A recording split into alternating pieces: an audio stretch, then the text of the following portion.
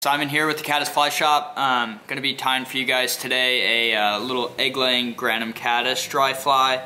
This is a hatch I'm looking forward to.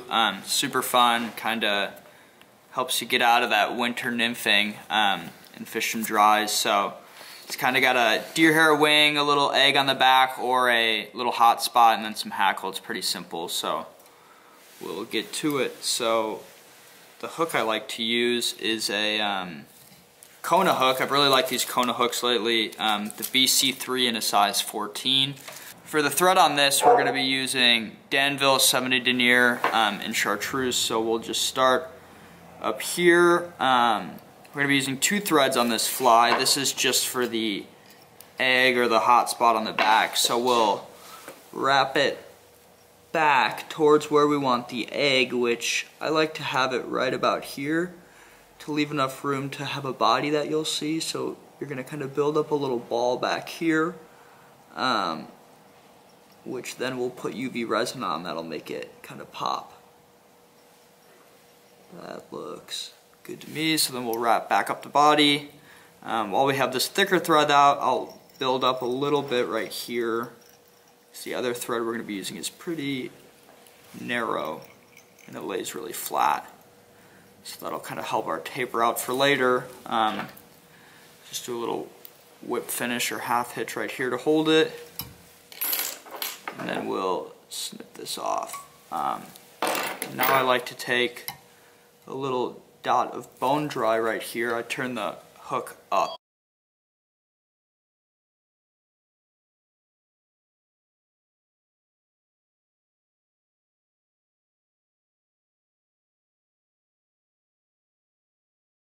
Okay, that looks better. So now we're going to switch to our other thread, which is a thread that I've been using a lot lately, from Semper Fly.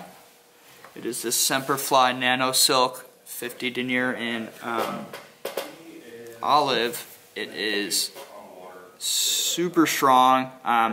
It lays super flat for flies where there's a bunch of steps and you don't want to build up a lot of bulk while you're doing those steps. This thread is super good.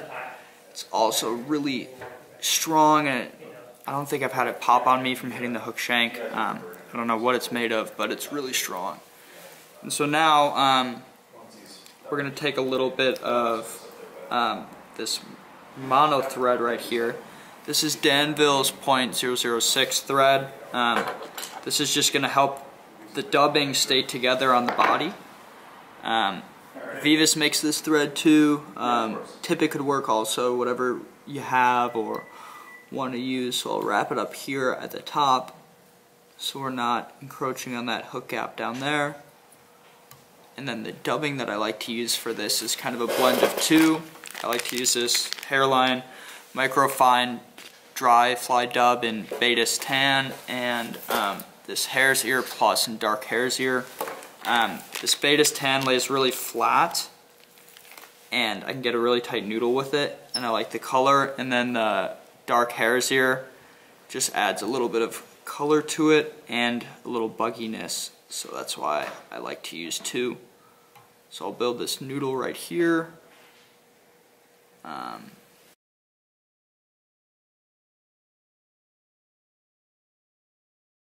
we're going to take this mono thread and do wraps around the body, and this will just help it stay together so it doesn't kind of come apart on you. If you want, you can brush it out and it'll keep the dubbing all together. It'll get brushed out anyways from the fish eating it, so it just kind of helps with the longevity of the fly. Now we're going to add our wing, which is if I can find it here, it's this Mule deer hair from Hareline. I think the color is pretty close to a Grannom Caddis. It's kind of like dark and mottled. So I like to take a little pinch of this. Not too much on this fly because you don't have a lot of space to work with. Pretty small amount like that. And then we'll pinch this out. This deer hair has a lot of underfur, so I like to use this comb to kind of brush some of that out so it stacks better. And then Here we'll put it in the hair stacker, give it a couple smacks to get all the tips even.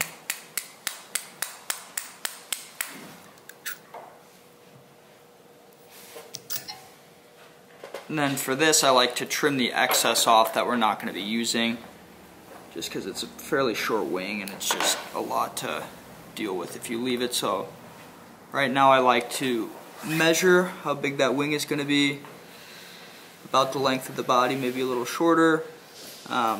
Light wraps to first put it on, and then when you have it in position you can cinch it down. That looks good to me. You want to leave some space to wrap the hackle wing in the front, so I wrap around here, and then I will kind of pinch this and trim out this excess right now. Like that is how it should look. Couple of wraps will secure this better. You gotta be careful right now that you don't kind of take the whole wing out. Now on to our last step right here is put the hackle on. So I like to use this these whiting 100 packs. You can tie 100 flies with it. You don't have to commit to buying a whole cape, and they're sized. This is a size 14 in Grizzly brown. So I'll take that feather and strip off a couple of the fibers, leaving just the quill. I'll tie it in back here. Build up a little taper. We're going to use that same fine and dry dubbing to help out in the front right here to build a little taper to the eye of the hook. Smaller the noodle here the better, because you don't have much space. Do a couple of wraps back here up to the deer hair, and then kind of try to taper it down here, leaving a little space at the bottom.